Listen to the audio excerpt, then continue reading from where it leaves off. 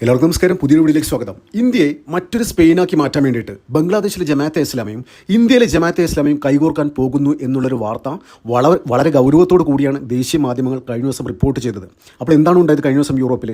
അതായത് സ്പെയിനിൻ്റെ കേന്ദ്രഭരണ പ്രദേശമായ സ്യൂറ്റ എന്ന് പറയുന്ന പ്രദേശത്തേക്ക് ഏകദേശം 50,000-ഓളം മുസ്ലിം മൊറോക്കൻ അഭയാർത്ഥികൾ ചെറു തോണിയിലും ചെറിയ ബോട്ടുകളിലുമായിട്ട് കടലൊക്കെ നീന്തിയിട്ടാണ് ഇവിടത്തേക്ക് ഇരച്ചു കയറിയത്. തന്മൂലം യൂറോപ്പിൽ മൊത്തം കൂട്ടയായിട്ട് നടന്നുകൊണ്ടിരിക്കുകയാണ്. അതായത് ഇറ്റലിയും ഫ്രാൻസും മറ്റ് ജർമ്മനി ഒഫീഷ്യലായി പറഞ്ഞിരിക്കുകയാണ്, ഒരു സ്പാനിഷ് പൗരൻ പോലും ഇനി ഇങ്ങോട്ട് കയറി വരരുത്. അതായത് യൂറോപ്പിൽ മൊത്തത്തിൽ നമുക്ക് ഒരു വിസ കൊണ്ട് ഒരു ഷെങ്കൻ വിസ എടുത്തു കഴിഞ്ഞാൽ യൂറോപ്യൻ യൂണിയൻ്റെ പരിധിയിലുള്ള എല്ലാ രാജ്യങ്ങളിലും നമുക്ക് ഫ്രീ ആയിട്ട് സഞ്ചരിക്കാം. അപ്പോൾ എന്താണ് ഉണ്ടാവാൻ പോകുന്നത്? ഇത്രയും ഏകദേശം ഒഫീഷ്യലി 50,000-ഓളം മൊറോക്കൻ അഭയാർത്ഥികളാണ് അവിടെ വന്നത് സ്പെയിനിൽ. അപ്പോൾ ഇവരൊക്കെ നാളെ ഇവർക്കൊക്കെ ഒഫീഷ്യലി ഇത് കൊടുത്തു കഴിഞ്ഞാൽ, അവിടുത്തെ പൗരത്വം കൊടുത്തു കഴിഞ്ഞാൽ നാളെ അവർ യൂറോപ്പിലെ പല രാജ്യങ്ങളിലേക്ക് ഇവർ വ്യാപിക്കും. തന്മൂലം വലിയ രീതിയിലുള്ള പ്രശ്നങ്ങളുണ്ടാകും. അതായത് ഈ മുസ്ലിം അഭയാർത്ഥികളുടെ ഈ ഒരു വരവ് കാരണം ഏറ്റവും കൂടുതൽ ദൂഷ്യഫലങ്ങൾ അനുഭവിച്ചുകൊണ്ടിരിക്കുന്ന രാജ്യങ്ങളാണ് ഒന്ന് ജർമ്മനി, ഒന്ന് ഫ്രാൻസ്, പിന്നെ ഇറ്റലി. അവർക്ക് മനസ്സിലായി ഈ മുസ്ലിം അഭയാർത്ഥികൾക്ക് സ്ഥാനം കൊടുത്തു കഴിഞ്ഞാൽ, ഇടം കൊടുത്തു കഴിഞ്ഞാൽ ദൂരവ്യാപകമായ പ്രത്യാഘാതങ്ങൾ അവിടുത്തെ ജനങ്ങൾ അനുഭവിക്കേണ്ടി വരും എന്നവർക്ക് നല്ല ബോധ്യമുണ്ട്. അതുകൊണ്ട് തന്നെയാണ് ഇത്തരത്തിലുള്ള ഒരു നീക്കം. അതായത് ഈ സ്പെയിനിൻ്റെ ഭാഗത്ത് നിന്ന് ഇവർക്ക് എന്തെങ്കിലും പൗരത്വം കൊടുക്കുക, ഇതിനെ ലീഗലൈസ് ചെയ്തു കഴിഞ്ഞാൽ വലിയ രീതിയിൽ പ്രശ്നങ്ങൾ ഉണ്ടാകുമെന്ന് ഈ രാജ്യങ്ങൾ മുന്നറിയിപ്പ് കൊടുത്തത്. അപ്പോൾ സമാനമായ സാഹചര്യം ഇന്ത്യയിലും ഉണ്ടാക്കാൻ വേണ്ടി തന്നെയാണ് ജമാഅത്തെ ഇസ്ലാമി, അതായത് കേരളത്തിലെ ഉൾപ്പെടെ പ്രവർത്തിക്കുന്നത് നമ്മളിവിടെ കാണുന്ന മതേതരമായ ജമാഅത്തെ ഇസ്ലാമി പറയുന്ന സംഘടന ബംഗ്ലാദേശിലുമുണ്ട്. ഇവരൊക്കെ ഒരേ ആൾക്കാരാണ്, ഒരേ ടീമാണ്. ഇവരൊക്കെ കൈകോർത്തിട്ടിട്ട് ഇന്ത്യയിലേക്ക് ഏകദേശം 75,000 റോഹിംഗ്യൻ മുസ്ലിംസ് ബംഗ്ലാദേശ് അതിർത്തിയിൽ നിലയുറപ്പിച്ചിരിക്കുകയാണ് ഇന്ത്യയിലോട്ട് കയറാൻ വേണ്ടിയിട്ട്. ഈ സ്പെയിനിലുണ്ടായ സമാനമായ സാഹചര്യം ഇവിടെയും ക്രിയേറ്റ് ചെയ്യാൻ വേണ്ടിയിട്ട് നമുക്കറിയാം. ബംഗാൾ 15 വർഷത്തിന് ശേഷം മമതാ ബാനർജിയുടെ സർക്കാർ അവരെ തൂത്തെറിഞ്ഞിട്ടാണ് സുവേന്ദു അധികാരിയുടെ BJP സർക്കാർ അവിടെ അധികാരത്തിൽ വന്ന ഉടനെ തന്നെ ആദ്യം ഒപ്പുവെച്ച കാര്യം എന്താണ്? അവിടെ ബോർഡർ കെട്ടാൻ വേണ്ടിയിട്ട്, ഫെൻസിങ് ചെയ്യാൻ വേണ്ടിയിട്ട് സൈന്യത്തിന് ഏകദേശം 600 ചില്ലാനം ഏക്കർ ഭൂമി കൊടുത്തു. കഴിഞ്ഞ 15 വർഷമായിട്ട് കേന്ദ്ര സർക്കാരും മമതാ സർക്കാരും സുപ്രീം കോടതിയിലടക്കം ഫൈറ്റ് ചെയ്തുകൊണ്ടിരിക്കുന്ന വിഷയമായിരുന്നു. അത് ഒരു മിനിറ്റ് കൊണ്ട് അധികാരം ഏറ്റെടുത്ത ഉടനെ തന്നെ ചെയ്ത കാര്യമാണ് ഈ സുവേന്ദു അധികാരി സൈന്യത്തിന് ഈ ഭൂമി കൈമാറുക എന്നുള്ളത്. അപ്പോൾ അത്രത്തോളം ഗൗരവമുള്ള ഒരു കാര്യമായിരുന്നു ആ ഒരു വിഷയം. അതായത് അവിടെ ബോർഡർ കെട്ടാൻ അനുവദിച്ചില്ല കഴിഞ്ഞ 15 വർഷമായിട്ട്. ഇപ്പോഴാണ് ഫെൻസിംഗ് ഒക്കെ സ്റ്റാർട്ട് ചെയ്തത്. പക്ഷേ ഇപ്പോഴും പല സ്ഥലത്തും, അതായത് ഇന്ത്യ ബംഗ്ലാദേശ് ബോർഡറിൽ ഇപ്പോഴും ഓപ്പണായിട്ട് ഒഴിഞ്ഞു കിടക്കുന്ന സ്ഥലമാണ്. ആർക്കും കയറി പോകാം എന്നുള്ളൊരവസ്ഥ ഇപ്പോഴും ഉണ്ട്. അത് യൂട്ടിലൈസ് ചെയ്യണം. അതായത് ഇത്തരം വലിയ ഫെൻസിങ് വരുന്നതിന് മുന്നേ തന്നെ, അതായത് കേന്ദ്ര സർക്കാരും ബംഗാൾ സർക്കാരും സെക്യൂരിറ്റി ടൈറ്റൻ ചെയ്യുന്നതിന് മുന്നേ തന്നെ ഏകദേശം 75,000-ഓളം ഈ റോഹിംഗ്യൻ മുസ്ലിംസിനെ ഇങ്ങോട്ട് കയറ്റിവിടാനാണ് ഇതിന് അവരുടെ പദ്ധതി, ബംഗ്ലാദേശ് ജമാഅത്തെ ഇസ്ലാമിൻ്റെ പദ്ധതി. അതായത് ജമാഅത്തെ ഇസ്ലാമി ബാക്ക് ചെയ്യുന്ന ഒരു സർക്കാരാണ് ഇപ്പോൾ അവിടെ ഉള്ളത്. അപ്പോൾ അവർ സർക്കാരിൻ്റെ ഒരു സഹായം കൂടി ലഭിക്കും എന്നാണ് പുറത്തു വരുന്ന റിപ്പോർട്ട്. അപ്പോൾ ഇതിനെതിരെ സൈന്യം വലിയ രീതിയിൽ ജാഗ്രത പുലർത്തിയിട്ടുണ്ട്. അതായത് ആഭ്യന്തരമന്ത്രി അമിത്ഷാ അടക്കം ഈ കാര്യത്തിൻ്റെ ഗൗരവം ധരിപ്പിച്ചിട്ടുണ്ട്. എന്ത് തന്നെയാലും ഇന്ത്യൻ സർക്കാരിൻ്റെ ഭാഗത്ത് നിന്ന് വലിയ രീതിയിലുള്ള ഒരു പ്രിക്കോഷൻ ഉണ്ടാകുന്നുള്ള കാര്യത്തിൽ ഒരു സംശയമില്ല. അപ്പോൾ ഇത്തരം ആൾക്കാർ ഏകദേശം 75,000 പേരോളം ഈ ബംഗാളിലോട്ട് പ്രവേശിച്ചു കഴിഞ്ഞാൽ എന്താ ഉണ്ടാകാൻ പോകുന്നത്? അവർ ഇന്ത്യയിലെ നാനാ സംസ്ഥാനങ്ങളിലേക്ക് പോകും. അവർ കൂടുതലും വരുന്നത് കേരളത്തിലേക്കായിരിക്കും, കർണാടകയിലായിരിക്കും. അതായത് ഈ കോൺഗ്രസ് ഭരിക്കുന്ന സംസ്ഥാനങ്ങളിലേക്കായിരിക്കും ഇവർ വരിക. അപ്പോൾ ഇവർ എന്നാൽ എന്താണ് ഉണ്ടാകുന്നത്? ക്രമസമാധാന പാലനം തകരും. ഇവർ ബോൺ ക്രിമിനൽസാണ് എല്ലാവരും. ഈ വരുന്ന ആൾക്കാരൊക്കെ ഇപ്പം കേരളത്തിലായാലും ഇന്ത്യയിലെ പല സ്ഥലത്തായാലും റോഹിംഗ്യൻസ് ഉണ്ട്. അപ്പോൾ ഇവരൊക്കെ ബോൺ ക്രിമിനൽസാണ്. നമുക്ക് അറിയാം, ഈ കേരളത്തിൽ തന്നെ പല സ്ഥലങ്ങളിലും ഈ ക്രമസമാധാനം തകർക്കുന്ന ആൾക്കാരാണ് ഈ വലിഞ്ഞു കയറി വരുന്ന റോഹിംഗ്യൻ മുസ്ലിംസ്. അപ്പോൾ അവർ ഇവിടെ തന്നെ കഴിഞ്ഞ ദിവസം കർണാടകയിൽ ഒരു സംഭവം ഉണ്ടായി. അതായത് അവിടുത്തെ ഒരു പോലീസ് ഉദ്യോഗസ്ഥൻ ഇവിടെ ഒരുപാട് റോഹിംഗ്യൻ മുസ്ലിംസ് ഇവിടെ അഭയാർത്ഥികളെ വന്നിട്ടുണ്ട് എന്ന് പോലീസ് ഉന്നത അധികാരികളെ അറിയിക്കുന്നു. അപ്പോൾ അത് അറിയിച്ചതിന് ശേഷം പല സ്ഥലത്തും ചില റെയ്ഡുകളൊക്കെ നടക്കുന്നു. ആ റെയ്ഡ് നടത്തിയതിന് ശേഷം സർക്കാരിൻ്റെ ഭാഗത്ത് നിന്ന് ആഭ്യന്തര വകുപ്പിന് ഒരു ഉത്തരവ് വരുന്നു. അതായത് അത് പറഞ്ഞുകൊടുത്ത് അതിന് മേൽനോട്ടം വഹിച്ച പോലീസ് ഉദ്യോഗസ്ഥനെ സസ്പെൻഡ് ചെയ്യുന്നു. അന്വേഷണ വിധേയനെ സസ്പെൻഡ് ചെയ്തു എന്നാണ് ഇപ്പോൾ മാധ്യമങ്ങൾ വന്ന റിപ്പോർട്ട്. ഒന്ന് ആലോചിച്ച് നോക്കിയേ. അതായത് ബംഗ്ലാദേശികളെ ഇവിടെ അനധികൃതമായി കയറുമെന്നു എന്ന പേരിൽ ഒരു പോലീസ് ഉദ്യോഗസ്ഥൻ അവർ റെയ്ഡ് ചെയ്യുകയും അവരെ പിടിക്കുകയും ചെയ്തതിൻ്റെ പേരിൽ കർണാടക ഭരിക്കുന്ന കോൺഗ്രസ് സർക്കാർ ആ ഉദ്യോഗസ്ഥനെതിരെ കേസ് ഫയൽ ചെയ്തു. ഒന്ന് ആലോചിച്ച് നോക്കിയാൽ നാളെ കേരളത്തിലും ഇത് സംഭവിക്കാം. നിങ്ങൾ ഏതെങ്കിലും ഒരു റോഹിംഗ്യൻ തീവ്രവാദിയെ കാണിച്ചു കൊടുത്തു കഴിഞ്ഞാൽ നിങ്ങൾക്കും ഇതേ ഗതി ഉണ്ടാകും എന്നുള്ള കാര്യത്തിൽ ഒരു സംശയമില്ല. അതായത് കോൺഗ്രസ് സർക്കാരിൻ്റെ നിലപാടാണത്. അപ്പോൾ ഇവിടെ നമ്മൾ കേരളത്തിലുള്ള ജമാഅത്തെ ഇസ്ലാമിയും, അതായത് കേരളത്തിൽ മാത്രമല്ല ഇന്ത്യയിലുള്ള ജമാഅത്തെ ഇസ്ലാമിയും ബംഗ്ലാദേശിലുള്ള ജമാഅത്തെ ഇസ്ലാമിയും എല്ലാം ഒരേ ആൾക്കാരാണ്. അവർ ഒരേ ഐഡിയോളജി ഫോളോ ചെയ്യുന്ന ആൾക്കാരാണ്.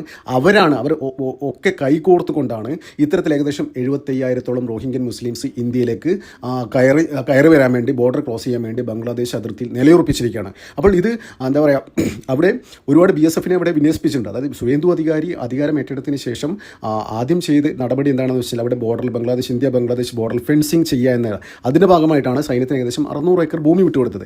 ഇപ്പോഴും ഞാൻ പറഞ്ഞ മാതിരി ഒരുപാട് ഇന്ത്യ ബംഗ്ലാദേശ് ബോർഡർ ഒഴിഞ്ഞു കിടക്കുകയാണ്. അതായത് നേരത്തെ തന്നെ ഇന്ത്യയും ബംഗ്ലാദേശും തമ്മിൽ ഒരു കരാറുണ്ട് കാലങ്ങൾക്ക് മുന്നേ തന്നെ. അതായത് കാലിയമൈക്കാൻ എന്ന പേരിൽ അതായത് കൃഷിക്കാരും അങ്ങോട്ടും ഇങ്ങോട്ടൊക്കെ പോകും വരികയൊക്കെ ചെയ്യും. പക്ഷേ മുമ്പൊക്കെ ഉണ്ടല്ലോ എത്ര ആൾ വരുന്നത് എത്ര ആൾ തിരിച്ചു പോകുന്നതിൽ ഒരു കണക്കും ഉണ്ടായിരുന്നില്ല. അതായത് രാവിലെ ഒരു 500 ആൾ 1000 ആൾ വന്നു കഴിഞ്ഞാൽ തിരിച്ചു പോകുന്നത് ചിലപ്പോൾ 100 ആൾക്കാരായിരിക്കും. ഇപ്പോൾ ആ വരവ് നിന്നിരിക്കുക വരവ് പോക്ക് അതേവിടെ നിന്നിരിക്കുകയാണ്. പക്ഷേ അത് വീണ്ടും പുനരാരംഭിക്കാൻ പോവുകയാണ്. അതായത് അവർക്ക് മനസ്സിലായി ഈ ജമാഅത്തെ ഇസ്ലാമി ഇത്തരം റോഹിംഗ്യൻസിന് കൊടുത്ത നിർദ്ദേശം എന്താണെന്ന് വെച്ച് കഴിഞ്ഞാൽ ഇവിടെ ഫെൻസിങ് വന്നു കഴിഞ്ഞാൽ ഒരു കാലത്തും ഇനി ഈ ബോർഡർ ക്രോസ് ചെയ്തിട്ട് പോകാൻ പറ്റില്ല. അപ്പോൾ ഈ സമയം അതായത് ഈ ചുരുങ്ങിയ കാലം കൊണ്ട് തന്നെ അത് യൂട്ടിലൈസ് ചെയ്തിട്ട് ആ ഒരു പീരീഡിൽ യൂട്ടിലൈസ് ചെയ്തിട്ട് മാക്സിമം ആൾക്കാർ ഇന്ത്യയിൽ പ്രവേശിക്കുക. അതായത് അവർക്ക് കൊടുത്ത നിർദ്ദേശം തന്നെ സൗത്ത് ഇന്ത്യയിലോട്ട് പോകുക എന്നാണ്. അതായത് ഈ സക്കീർ ഹുസൈൻ ഇവരുടെയൊക്കെ വലിയ തന്തയായ സാക്കിർ ഹുസൈൻ എന്താണ് പറഞ്ഞത്? അതായത് നിങ്ങളെല്ലാം നിങ്ങൾക്ക് എല്ലാ മുസ്ലിംസ് ലോകത്തിലെ ബംഗ്ലാദേശിലെയും പാകിസ്ഥാനിലേക്ക് മുസ്ലിംസ് നിങ്ങൾക്ക് ഇന്ത്യയിലേക്ക് വരാൻ പറ്റിക്കഴിഞ്ഞ് കഴിഞ്ഞാൽ ആദ്യം പോകേണ്ടത് സൗത്ത് ഇന്ത്യയിലേക്കാണ്, അത് കേരളത്തിലേക്കാണ്, കർണാടകയിലേക്കാണ് എന്നുള്ള ഒരു മെസ്സേജ് സാക്കിർ ഹുസൈൻ അടക്കം കൊടുത്തിരുന്നു. അപ്പോൾ അതൊക്കെ ഇതൊക്കെ ശരിക്കും ഇയാളൊക്കെ നല്ല രീതിയിൽ ഫോളോ ചെയ്യുന്ന ആൾക്കാർ തന്നെയാണ് ഈ റോഹിംഗ്യൻ മുസ്ലിംസ്. എന്ത് തന്നെയായാലും വലിയ രീതിയിലുള്ള ഒരു ഒരു പ്രിക്കോഷൻ ഇന്ത്യൻ സുരക്ഷാ ഏജൻസികളുടെ ഭാഗത്ത് നിന്ന് ഉണ്ടായില്ലെങ്കിൽ വലിയ രീതിയിലുള്ള ഗുരുതരമായ പ്രശ്നങ്ങൾ ഉണ്ടാകുമെന്ന് ആഭ്യന്തര വകുപ്പിനെ അറിയിച്ചിരിക്കുകയാണ്.